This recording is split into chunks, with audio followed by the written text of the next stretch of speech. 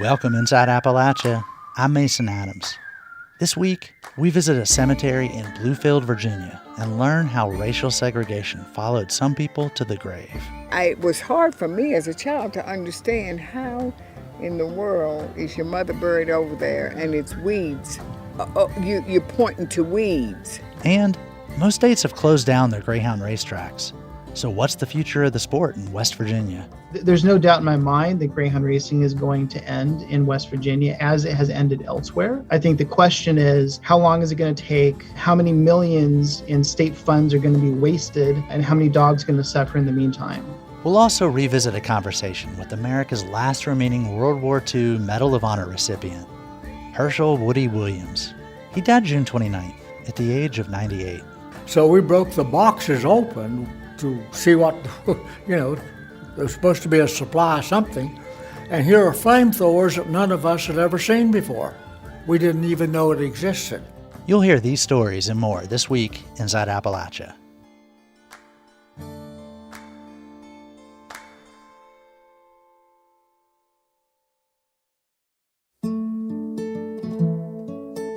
Welcome Inside Appalachia.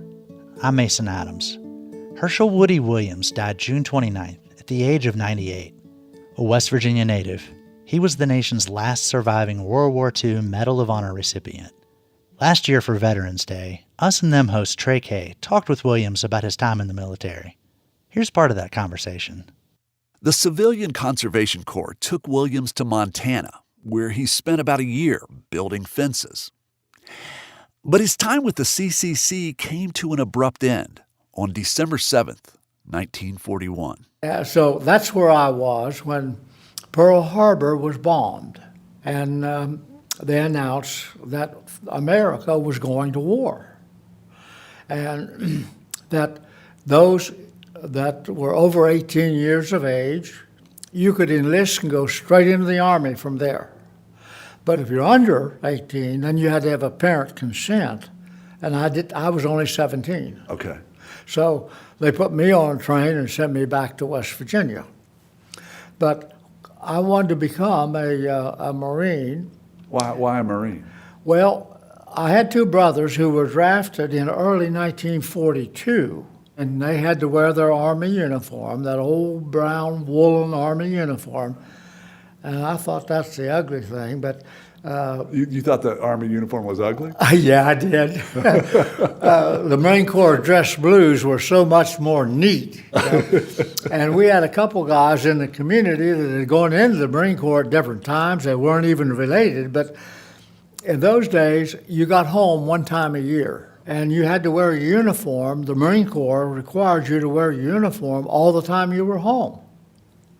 And they would do that, and of course, people would just, particularly girls, liked those dress blue uniforms.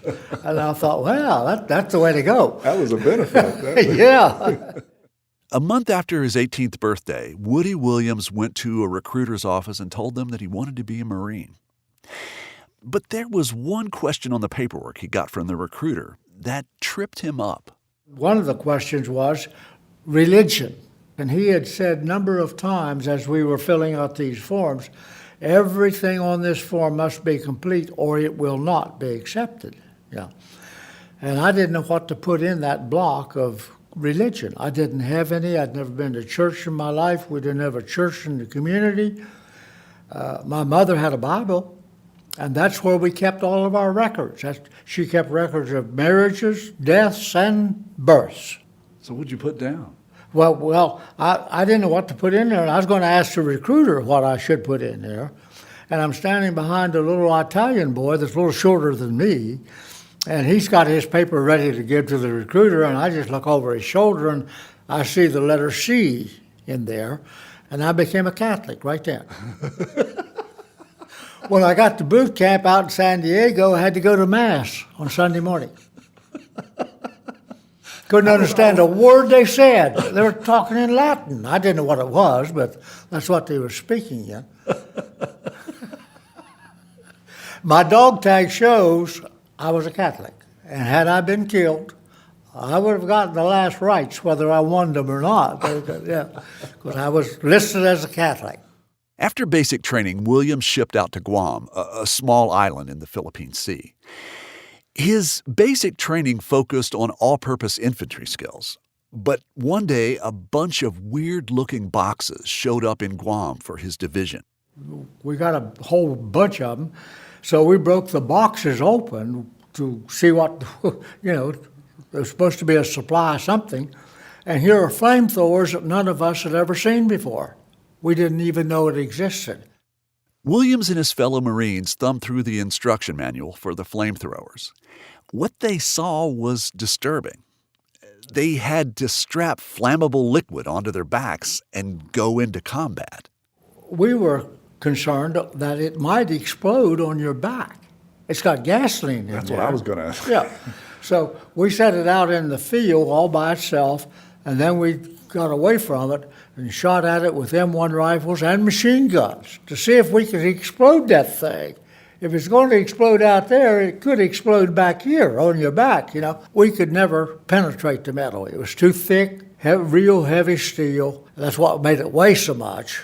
Williams experienced combat in Guam, but it was when his battalion set out for Iwo Jima that he remembers being terrified.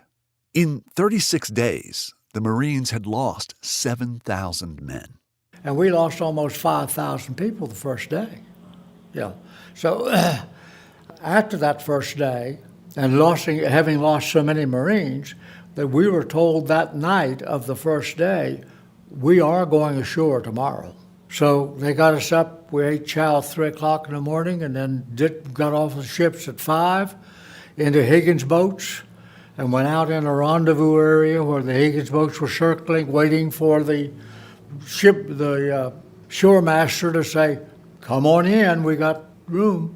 Well, take me to that moment. What was that like? You're in the Higgins boat and you're basically coming up to the beach at Iwo Jima. What's that memory like? Very, very scary. When the ramp drops, we were told, when the ramp drops, that's what we call it, a ramp, everybody goes, quickly. Because as soon as you hit, you spread out so that you won't be a target, You don't know what you're going to run into. You don't know whether you're going to run into a machine gun or rifleman or whatever. I can remember when we got to the beach, it was so chaotic.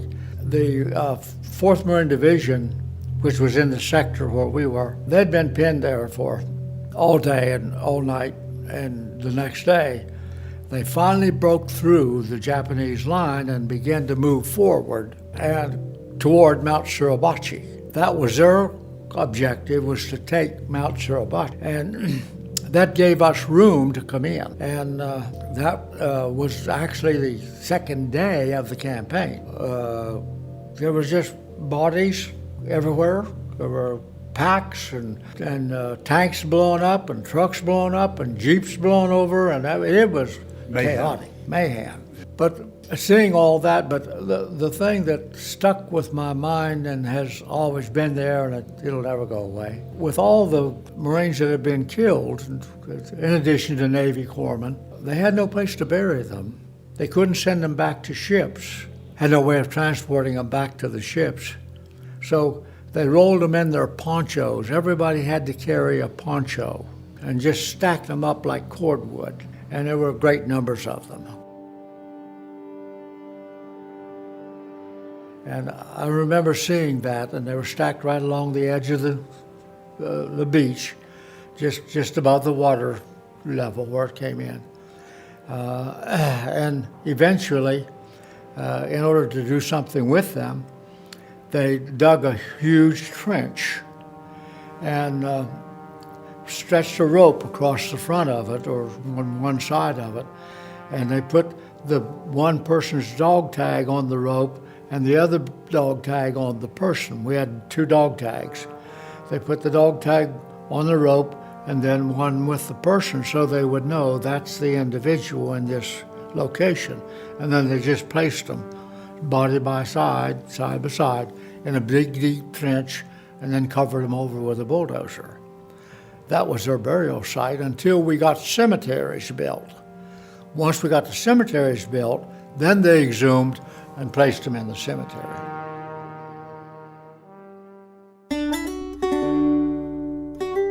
Memorial services were held for Williams over the July 4th weekend, with public visitation held at the Capitol Rotunda in Charleston. You can hear the entire Us and Them podcast episode. It's called Last Man Honored. Find it at wvpublic.org or your favorite podcast app. Us and Them is supported by the West Virginia Humanities Council, the CRC Foundation, and the Claude Worthington Benedum Foundation. The U.S. Supreme Court's decision to overturn Roe v. Wade sent shockwaves across the country, including here in Appalachia.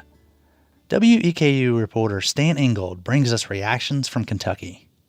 So as of this morning, except where the health of the mother is at risk, abortion is no longer lawful in the Commonwealth. Those are the words of Kentucky Attorney General Daniel Cameron. He celebrated the court's decision on Friday that overturned Roe v. Wade. Cameron said while they have the initial victory, there is still more work to be done. We must continue to advance and advocate for legislation that stands up for the babies who cannot stand up for themselves. We must commit to defending and implementing those laws. I, for one, will do my part in this role as Attorney General. He was not alone in celebrating the decision. Kentucky Right to Life Executive Director Adia Wushner says she was at a National Right to Life meeting when the doors were abruptly flung open and an announcement was made about the court ruling. There was a moment of just a second of stunned silence, and then it was a rejoicing and tears, and the shout was, "Roe's overturned." That was not the sentiment everywhere in Kentucky. The same evening, crowds gathered in front of the Lexington courthouse to rally in support of abortion rights. The gathering was hosted by Planned Parenthood Advocates Alliance. Elected officials, candidates, and a rabbi gathered to speak. David Kloiber, a Lexington mayoral candidate, says if elected in November, he would advise the police and judiciary not to go after and prosecute these kind of crimes when there's so much violence in the city, when there's so many other things that are out there that can protect our citizens more. We don't need to be going after people who are victims in all of this. Angela Evans is the presumptive Fayette County attorney-elect. She says emotions are high right now. A lot of people are hurting, a lot of people are frustrated and mad, and it was important to be here to show my support and to express my own frustration.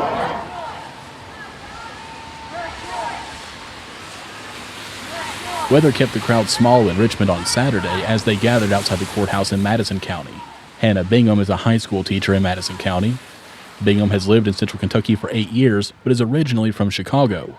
Illinois is the only border state where abortion protections are still in place.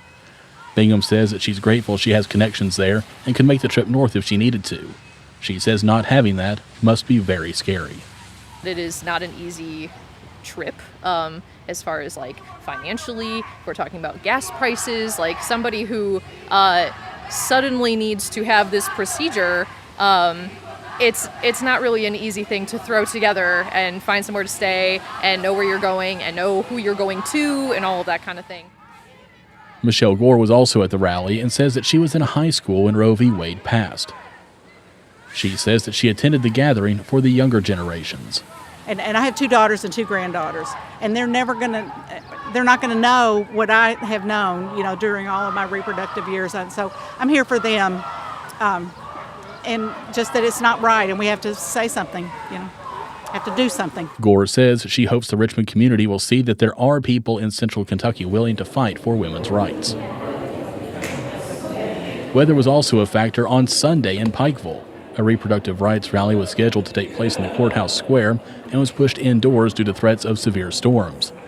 Over 200 people crowded a room in the Pikeville courthouse. The tight quarters and lack of air conditioning did not keep speakers and attendees from hearing each other out for over an hour. Janie Beverly lives in Floyd County. She said now is not the time for silence. I cannot sit by and be silent. I cannot sit by and do nothing. I have a conviction in my soul that says we have got to stand up. We've got to do what is right. And where this is headed is not right. You are light. Few people were silent in that courtroom gathering. One speaker broke out in song before one of the most anticipated speakers got up to the podium. I love you. I need you to know that because I know how hard it is to be here right now. You should not have to be here right now. That's Democratic Senate candidate Charles Booker, who addressed the Pikeville crowd. He sympathized with those in attendance. You should not have to be arguing and fighting for your humanity. You should not have to declare that your life, your agency, your humanity, your identity matters. You shouldn't have to do that. After the event, Booker said that Eastern Kentucky was already hurting for access to health care. We've been struggling just as a Commonwealth, but especially in Appalachia, to get quality health care for a long time.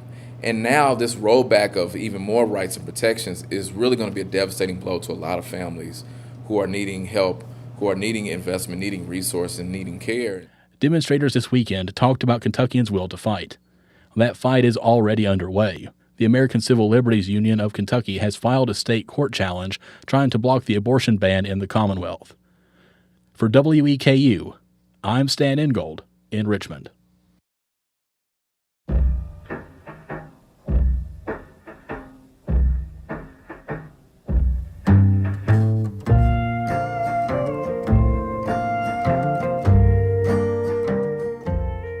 Shell is expected to begin operations this summer at its ethane cracker plant on the Ohio River.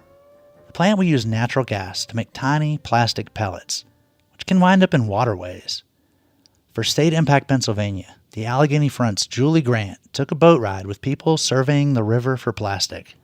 Captain Evan Clark says he's pulled out more than 1 million pounds of trash from Pittsburgh's rivers over the past 15 years and millions more pounds along the shorelines, and he's amazed at how much of it is plastic. He started this January as the Three Rivers waterkeeper and leads cleanup groups. For our volunteers, the eye-opening experience of seeing that such a massive percent of what we pull out of the river is plastics is really eye-opening and educational. They find things like the plastic film that covers cigarette packs, fleece clothing, grocery store bags, and soda bottles. Good morning. How are you? Pretty good. Hi there. Clark pulls the boat to the side of the Ohio River at the boat launch in Monaca, a few miles upriver from Shell's ethane cracker. He's bundled up in waders and a hoodie pulled over his head to protect him from the wind. Eric Harder, the Youghiogheny River keeper, is among a few others waiting to get on board. They're headed out to trawl for a different kind of plastic, nurdles. I'd say most people do not know what a nurdle was when I first, would tell them about it. Nurdles are tiny pieces of plastic the size of a lentil.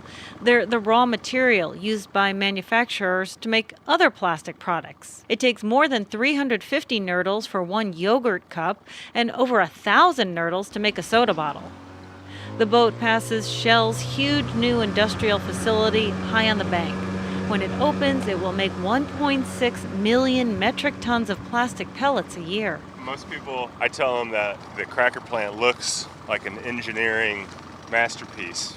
It does look amazing, like someone took a long time to design it all, but it does, make plastic. Their issue today is that those plastic pellets sometimes spill. This has happened in places like Texas and Louisiana, where nurdles wind up in waterways and on shorelines. Heather Hilton Van Tassel is executive director of Three Rivers Waterkeeper. She worries this will happen here when Shell loads trains and trucks with these tiny plastic bits. So with the nurdles, it's really important to understand how much of the product might be slipping into our river systems. Fish and birds can ingest these microplastics, and there's concern that other pollutants bind to them in the water. The environmental groups are collecting nurdles now to build a baseline of plastics in the river so they can tell if there are any spills from the cracker plant after it opens. They stop the boat, and using a metal pole, Eric Harder lowers a large sock-like filter onto the surface of the water. Timer ready? Yep. Go ahead.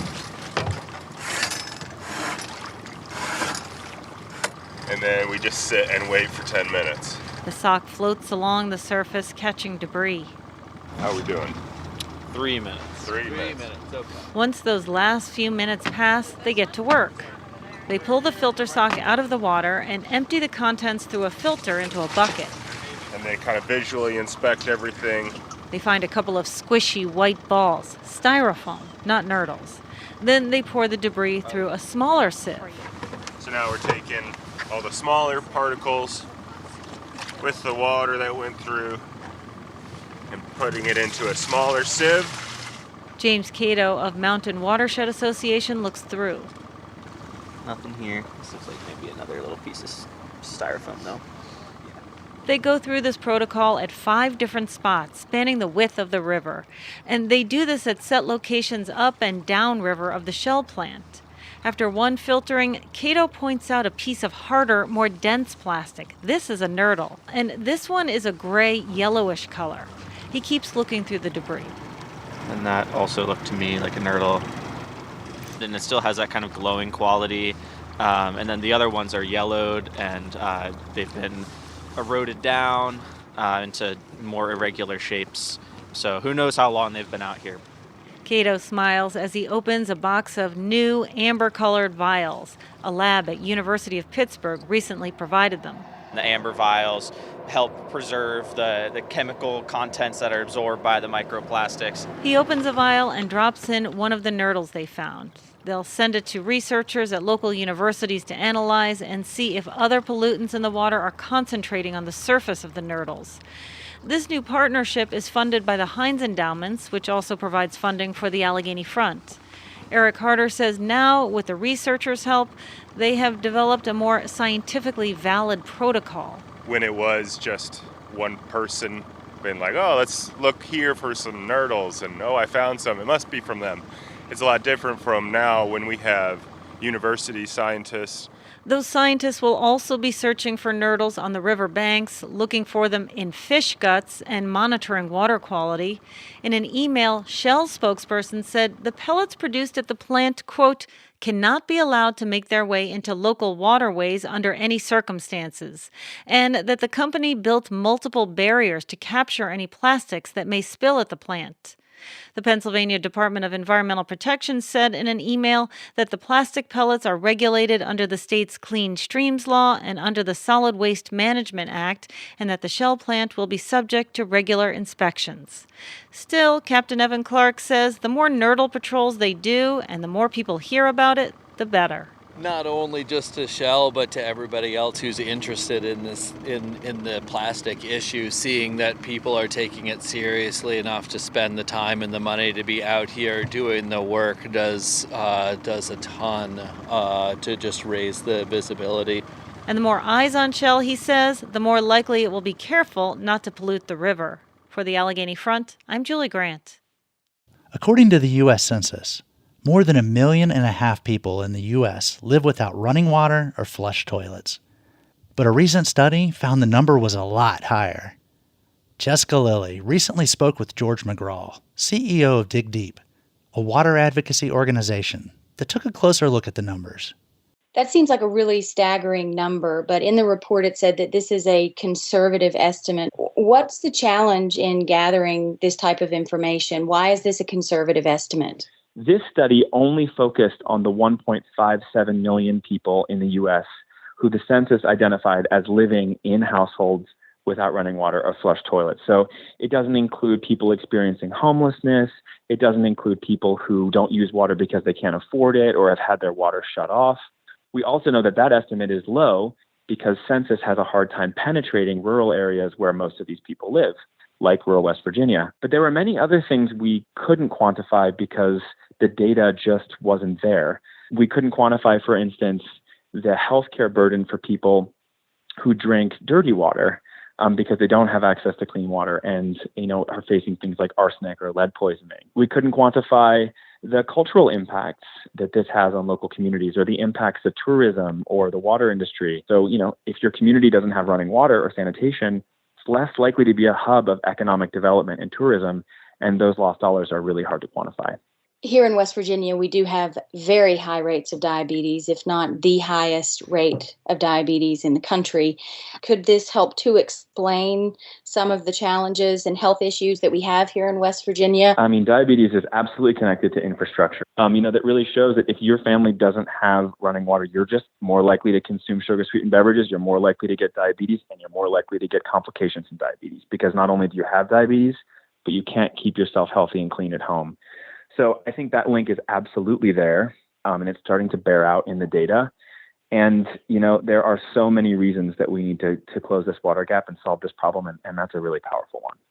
It also seems like West Virginia is an exception to some of this information. Can you explain how West Virginia is an exception to a lot of the general findings in this report? There was a lot of investment in water and sanitation infrastructure in West Virginia originally. In many of the places around the country that don't have taps and toilets today, that investment never happened, but it did happen here. Since then, though, those systems have been allowed to degrade and to fall offline because of a lack of reinvestment and a lack of operations and maintenance. In some cases, West Virginia is kind of the new kid on the block. Some of these communities in the U.S. without running water haven't had it ever in U.S. history. Can you talk about what the report says that how we can address this in America? I think the real key to solving this problem, and it's not going to be a surprise to anybody, is increased federal investment. Federal investment since the 1970s has fallen off a cliff. It's just 4% of what it used to be in water and sanitation, which leaves these communities kind of to fend for themselves. And we just made a historic investment in our infrastructure through the bipartisan infrastructure law, but that law was never designed to close the water gap. Most of that money is going to go to things like lead line replacement or making systems more climate change resilient or bringing them up to standards today. So a lot of the families that we serve at Dig Deep still won't benefit from those funds. The reason the federal government needs to make this investment and to make good on their promise to these families that they get the same access to basic services that every other American enjoys and often takes for granted. The reason the federal government has to lead that investment is because we found in our study that this problem has what's called a wrong pockets dimension to it, meaning that we could create a tremendous amount of economic value by closing the water and sanitation gap, something like $200 billion over the next 50 years. But not one single investor recoups all of that. Some will benefit families directly, some will benefit their communities, some will benefit the national economy. And when multiple people benefit from an investment, sometimes there's not one party who's incentivized enough to invest all that money. And in those circumstances, the federal government has to lead. Just like they did in the 30s and the 50s and the 70s when we built this infrastructure for the first time, they have to come in and make this commitment. And that is going to mean increased federal funding. But as this report shows, it's well worth every dollar. What's your take? How do you think the American people will react to this idea of not only using the money that was in the Infrastructure and Jobs Act, but also spending even more money on infrastructure and water to help close this gap when we're already dealing with the inflation challenges? I actually think the inflation and potential recession challenges we're dealing with are a reason why we should do this. This economic impact study didn't just show how much money the economy is losing every year. It also showed how much money we stand to gain by investing in this. This study proves that for every dollar we invest, we get $5 back. And in a time of recession, these are the kind of investments we're looking for. These investments that not only make people's lives markedly better and save lives. An estimated 600 lives a year are lost because of the water gap, but that actually generate an economic return, that generate wealth, that create prosperity in some of the most economically marginalized parts of the country, getting their sort of engines revved and creating more value over time. When you sort of have the looming specter of a recession, federal investment's important to get people working and to sort of juice the engine of the economy. And there's really few better investments you can make than this one. George McGraw, CEO of Dig Deep, thank you so much for your time. Thank you. Later in the show, we'll hear about a small-town Virginia cemetery where a fence placed by the town divides white and black residents, even in death. You're Inside Appalachia. I'm Mason Adams.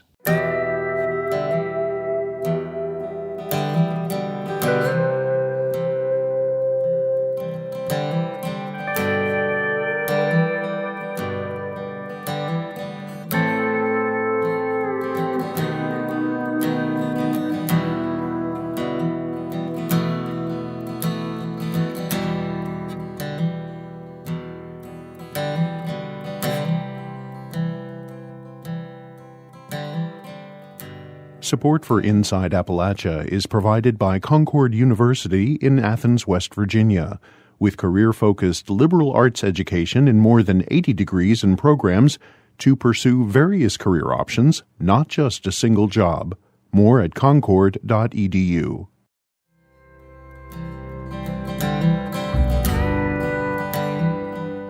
By the end of the year, West Virginia will be the only state that still has a Greyhound racetrack.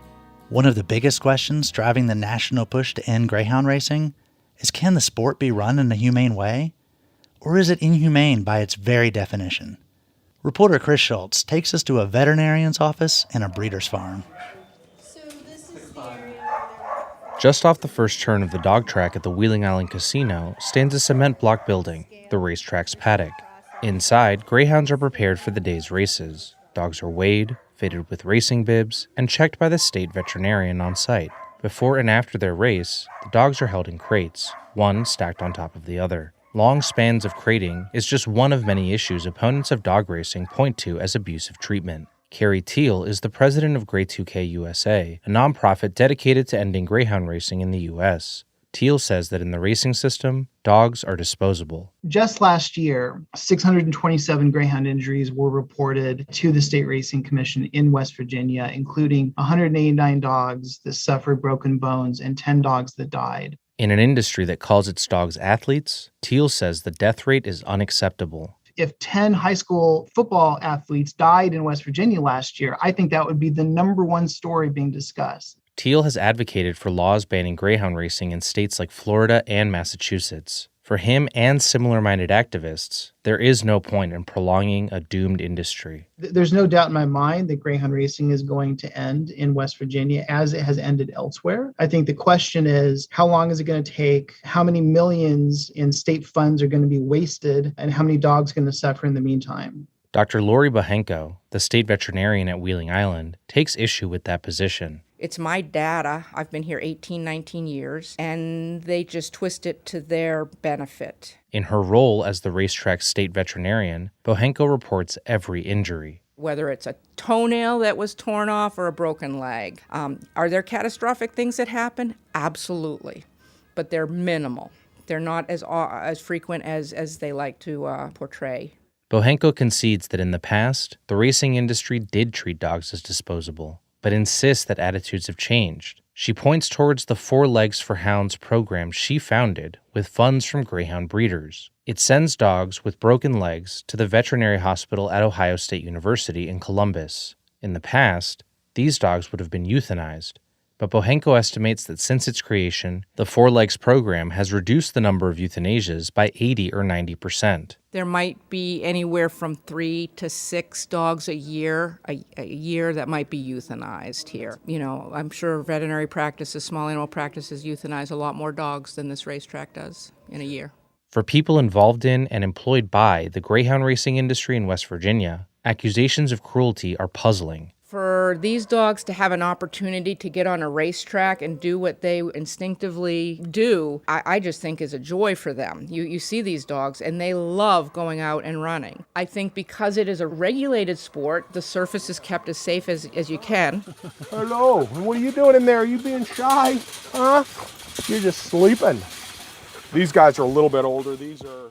Steve Saris is the president of the West Virginia Kennel Owners Association. He is a second-generation greyhound breeder and currently has about 75 dogs on his farm in Wellsburg, north of Wheeling. These dogs are brought up, they expect you to dote on them. They expect that love and affection, so they come running up to you with their tails wagging, which is, you know, if you stop and think, if a dog was abused, they're not going to do that. They're going to cower away. When visitors first arrive on the Saris property, they look down onto the dogs' living quarters, some 24 concrete block shelters attached to fenced-in runs. The blocks are Spartan, but the runs are maintained, and dogs can run whenever they like. Saris says his dogs are well taken care of because otherwise they don't win races. You're giving them the best food, the best vitamins, best vaccination protocols, the best worming protocols, because you really, in order for you to be competitive and in order for you to win and in order for you to get reimbursed, you have to do all of that stuff. Saris believes that activists, while well-intentioned, are ultimately misinformed about what actually goes on at the track and on farms like his. He encourages concerned citizens to go to a racetrack or a breeder's farm, see things for themselves, and make up their own mind. Seeing the industry up close, seems to have been enough for West Virginia's lawmakers. For West Virginia Public Broadcasting, I'm Chris Schultz in Wheeling. Herbal remedies have been experiencing a nationwide renaissance for several years now. But here in Appalachia, those remedies have been a path to wellness and independence for centuries. From Tennessee, Folkways reporter Heather Duncan has more. Crystal Wilson's small garden beds and animal pens sprawl off both sides of a dirt drive on the side of a ridge in Rockford, south of Knoxville. She's been gardening and tending the herbs in her forest floor here for a quarter century. Wilson grew up in southwest Virginia, learning about wild plants on long walks with her father, who was a factory worker. Her grandparents made extra money gathering plants to sell at an herb house in Marion. It dried the herbs and sold the components to pharmacies. Appalachia used to be the pharmacy of the United States. You know, we would harvest the plants here, and they go to compounding pharmacies, and that would make medicine. So folks could gather things and take them there to sell them to make extra money. So that's always been part of who we are here. We just forgot it. Wilson didn't forget. She learned even more about remedies from Appalachian women she taught to read as a literacy coach, her first job after graduating from college. Until the COVID-19 pandemic, Wilson sold home remedies from her farm or a farmer's market, mostly to women. Historically, women turned to herbs for health concerns like menopause and family planning. Today, they also want cures for other problems of our time: sleeplessness, anxiety, and depression. Wilson says elderberry syrup is often the gateway to trying other remedies. Here on Wilson's land, it's literally by the gate. Well, do you know what that is down there at the road? No. That's your first quiz. Come on, that one down there with the white blooms on it. Oh, yes. What is it? That's your elderberry, right? Well, that's a little bit of mini. Yes, that's where we're going to start down here. What are we hearing? That's guineas. A flock of flustered guinea fowl follows Wilson as she winds among goat pens. The berries are a few months off, so today she's going to show me how to make a fever tincture by steeping elderberry flowers and honeysuckle in vodka. First, we have to find open blossoms like small lace doilies. After a hunt, she snaps some off and takes them to a metal bowl of water. We have a clean jar. I try to look for bugs. We're going to wash it off. She gestures to the huge containers built onto wooden platforms at each corner of the house. This is rainwater from that barrel. Wilson values not only tradition, but also what science teaches about conservation, climate change, and healing. As a diabetic, she depends on modern medicine and emphasizes that herbal remedies are not a replacement for it. She's even taught nurses how to avoid interactions between home remedies and prescriptions. For a tincture, you know, it's a plant and alcohol base. I usually use potato vodka because a lot of folk got wheat allergies. So now we're going to take our potato vodka and cover this up. When someone buys a tincture, Wilson personalizes the dosing based on their age, weight, and medical history. She's aware of modern challenges. We've got a lot of opioid addiction, so, you know, you don't want to give somebody struggling with that and alcohol. So I'll use glycerin, or I'll use even apple cider vinegar for someone like that. I will put this in a windowsill, and I will shake it or walk by it every day. And then about 6 to 8 weeks, I'll strain it and put it in amber-colored little dropper bottles. So everything is slow about this, from the plants to the medicine. Nothing's fast. There's wisdom in that. Demand for that wisdom has come full circle. Wilson says suburban enthusiasm for traditional remedies is actually driving more Appalachians back to them. It's so wonderful to see people, I know that, and to have that light bulb come on again. Jill Richards reflects the newer trend of college-educated suburban women making herbal remedies. She's a mother of 6 living on the outskirts of Knoxville. I think definitely through the years there's been more of an uptick in just regular suburban moms wanting to do things naturally. Richards turned to making home remedies 25 years ago when her first baby was born, learning recipes from books, her chiropractor, and other moms. They'd make a social event of concocting salve and diaper rash cream while their toddlers played. As her kids aged, Richards came to rely on other remedies. I have fire cider, and I drink it every day during the winter, and I think it gets rid of anything. On her counter is a big glass container with a spigot. It holds a light amber liquid, thick with white fragments and flower-shaped pepper slices. So you take horseradish root, onions and garlic, habanero peppers, some herbs and spices and things like that, and then put them down in apple cider vinegar and let it ferment for like 4 weeks. And then you just drink it. So this is it. I keep my little shot glasses over here. And you just pour it and drink. Yeah. And it is very hot. But I am telling you, I don't think anything bad could live near you if you drink that. Richard sells elderberry syrup, which has gained mainstream popularity for warding off flu and colds. Some medical research seems to show it can strengthen immune response and shorten illness. She puts the word out to friends on Facebook when she cooks a batch from dried berries ordered online. Richard says herbal remedies are part of a holistic approach to health. It's interesting to me that we call them alternative because this was what people used to heal for thousands and thousands of years. I mean, this was the original medicine, plants and berries and oils and extracts. Modern women like Richard's can now learn the skills in formal classes. Ladies from a local Red Hat Society are perched on stools around a bar in a greenhouse, clinking ceramic teacups. They've just had a workshop on herbal tea at Aaron's Meadow Herb Farm in the rolling fields of Clinton. The class was taught by farm owner Kathy Burke Mahalzo, whose customers are mostly from Knoxville. She says interest in herbal remedies reflects the broader trend of wanting to know where our food and medicine come from. That went into overdrive during the coronavirus pandemic. Classes stopped, but some online buyers were hoarding immune boosters like dried elderberry and echinacea. Mahalzo quit selling more than a bag at a time. But she says the pandemic brought more people to value gardening and self-sufficiency. I think it did make people think, especially when, stores were closed and restaurants were closed. It's like, oh my gosh, if I did have, let's say, an injury or an illness, what would I do if I couldn't get to the store for these store-bought medications? I want to know what I could grow and use right out of my backyard. If I had a stomach ache, my child couldn't sleep, we have a small burn.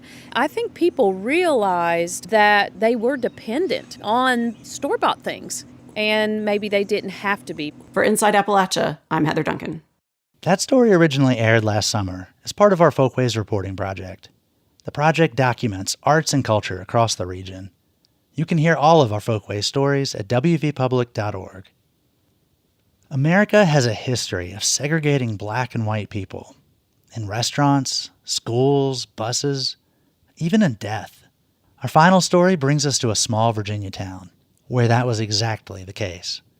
For decades, graves of the black residents who helped build the community were neglected in the town's segregated cemetery. And it might have stayed that way if it hadn't been for the efforts of one persistent woman whose family's buried there. Folkways reporter Connie Bailey Kitts brings us this story. I grew up in Bluefield, Virginia, across the street from the town cemetery. My dad and I would go for walks there. He'd see a grave marker and tell me stories about the little girl who tried to save her siblings from a fire, or his school friend shot down in World War II. But there was a whole segment of our community that he couldn't tell me about, because their graves were overgrown and hidden in the woods until recently. Susie, who did you see right there? Who? Oh, yeah, Trigg. I knew some of the Triggs, yes. That's 96-year-old Thedia Harris talking to her daughter, Susie Green. They're searching for names that Thedia might recognize as we walk across the slope of Maple Hill Cemetery. We got the grass cut. Yeah, that looks good. Mm-hmm. Got a chair up there to sit down. The grass hasn't always been cut, and there hasn't always been a place to sit down. Not back in the 1950s when Susie was a child. My mother would bring us out here to see her mother's grave, but we couldn't see it, the marker, because it was nothing but brush. And it was hard for me as a child to understand how in the world is your mother buried over there and it's weeds. You're pointing to weeds. This was the town's African American cemetery. It was established in the 1890s. There was a larger cemetery for white residents as well. The two lie next to each other with a strip of pavement keeping them separate. Over the years, black families were increasingly unable to bury relatives in this section of the cemetery as it became completely overgrown with thick brush and trees. And it's not going to be equal if it's separate, because if it's equal, then why is it necessary to be separate?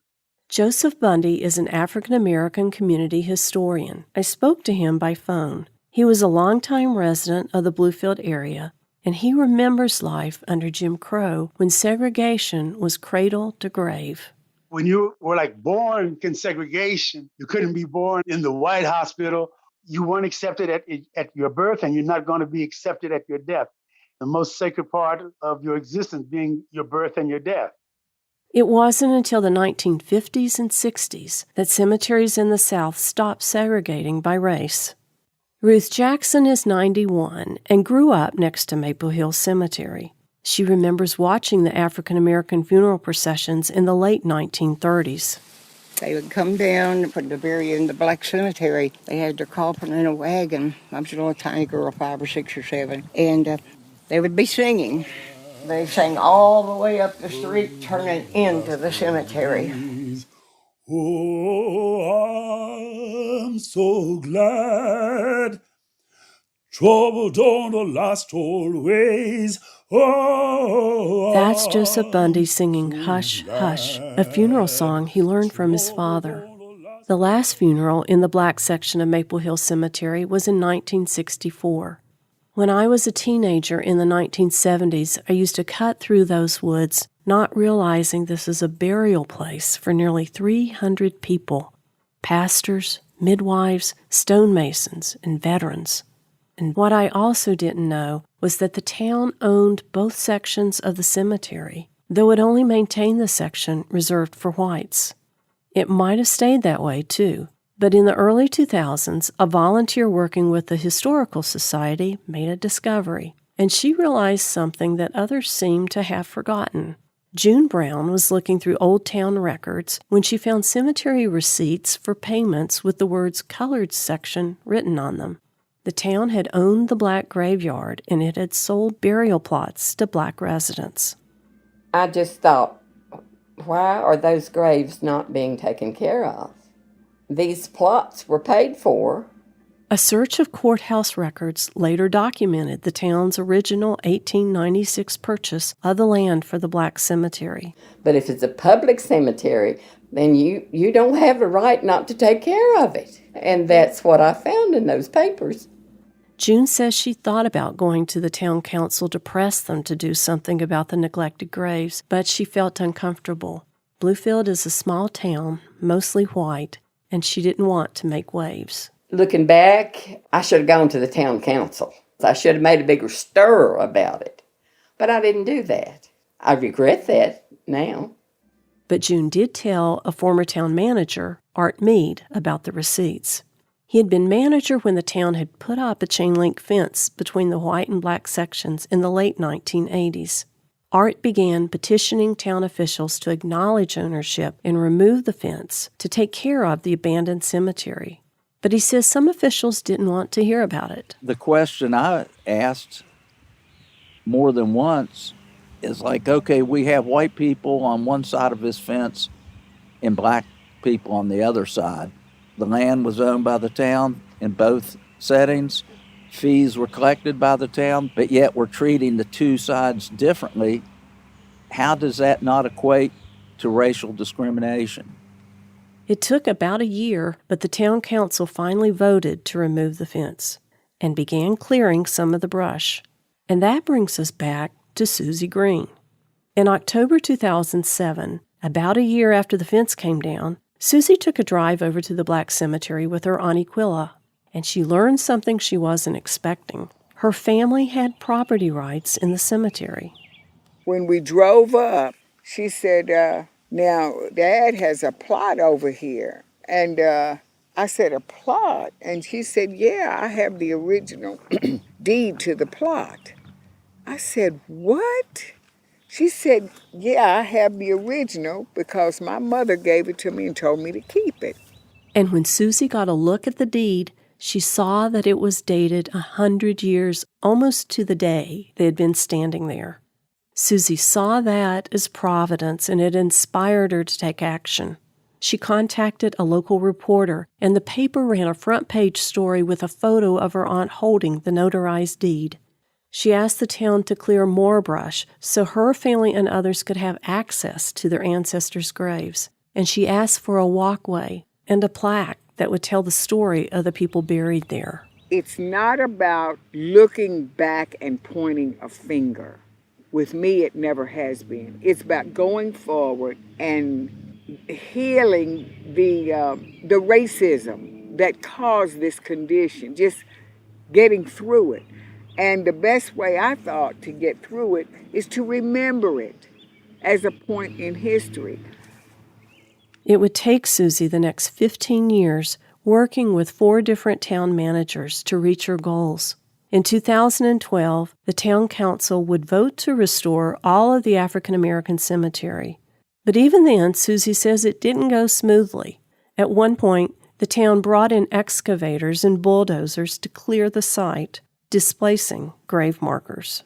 When we came out here and saw those huge yellow earth movers, and I thought, that's not the way you do it. When spring came, the town planted grass and began regular maintenance paid for by the town's perpetual care fund. Good morning, Tazewell.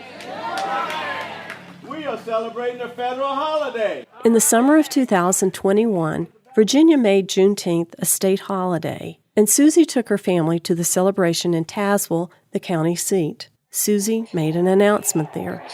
We have been able to apply to the Virginia Historical Resources to obtain a highway marker that will have the history of Maple Hill Cemetery.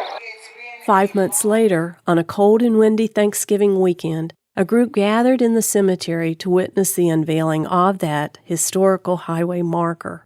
Charlie Stacy, the county supervisor who represents the Bluefield area, was there. The first thing that comes to my mind, I think, is an apology. That we should not have had to have an event like this. The folks buried behind me are as much of making Bluefield, Virginia what it is, or the folks buried in front of me.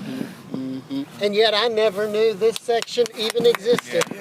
We stood on a crest overlooking both sections, black and white, about 8,000 gravestones total. Susie told the crowd that naming the names is about more than restoring graves. When we visit the graveyard, we are visiting the remnants of an African American cultural system, a value system. We are touching base with the principles for which they stood. We may never see them on a postage stamps or streets and avenues named after them, but there was dignity in their lives, and there is dignity in their deaths. Susie has commissioned a memorial of 3 tall granite stones that will include the names of those missing grave markers, and the town has pledged to help pay for it. Hush, somebody calling my name. Ooh, hush. For Inside Appalachia, hush. I'm Connie Bailey Kitts in Bluefield, Virginia. Somebody calling my name. Oh, my Lord. Oh, my Lord, what shall Thanks to the late Dr. Jerry French for his help with research for this story. And to Glenn Kittle of WVVA Television, Bluefield. Till next time, thanks for joining us as we journey throughout Appalachia. Our theme music is by Matt Jackford. Other music this week was provided by Little Sparrow, Amethyst Kia, and Michael Howard. Bill Lynch is our producer. Alex Runyon is our associate producer. Our executive producer is Eric Douglas. Kelly Libby is our editor. Our audio mixer is Patrick Stevens. Xander Alloy also helped produce this episode. You can find us on Twitter @InAppalachia. You can also send us an email to insideappalachia@wvpublic.org. Visit wvpublic.org/InsideAppalachia to subscribe or stream all of our stories. Or look for Inside Appalachia wherever you get podcasts. Inside Appalachia is a production of West Virginia Public Broadcasting.